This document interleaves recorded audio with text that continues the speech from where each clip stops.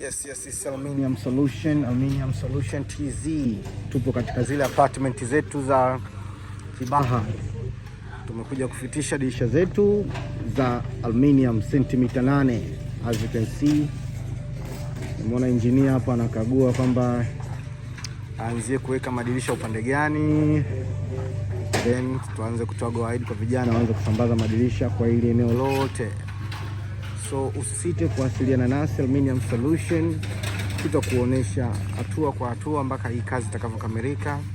As you can see, tupo site yetu ya Kibaha. Nadhani unaikumbuka nilionyesha katika video ya kwanza tulipokuja kufanya vipimo, na hii ni baada ya kufanya vipimo na kuleta kazi ikiwa imeshakamilika. Kwa kazi nzuri na zenye ubora bila changamoto yoyote. Kupitia changamoto za mafundi, najua mnapitia hizo changamoto nyingi sana kutokana na mafundi wasiokuwa na uaminifu.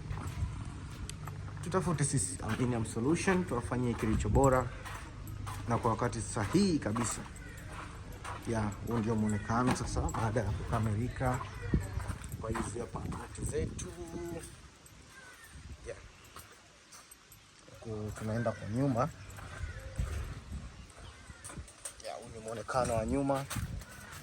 Kama mwanzo tulivyoonyesha, so kote huku kutakuja kuwekwa madirisha ya aluminium ya sentimita 8. So usisite, kama una apartment zako za kufanyia, unafika hatua ya aluminium au unahitaji milango tena ya chooni, yote hizi tunafanya kwa uaminifu mkubwa na kwa wakati. So kama ukiangalia video yetu ya mwisho ilikuwa siku chache tu, kama leo tumetumia kama siku 6 hivi kukamilisha madirisha yote katika huo mzunguko wa hii nyumba nzima.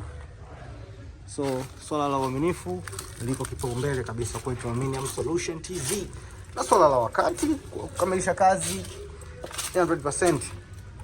Tunafanya kazi kwa wakati uliokubaliana, hatuwezi kuzidisha kwa sababu tunaamini mteja pia anahitaji kitu chake na ana mambo mengine ya kufanya. So karibuni sana, enjoy the video baada ya kukamilika hii project yetu.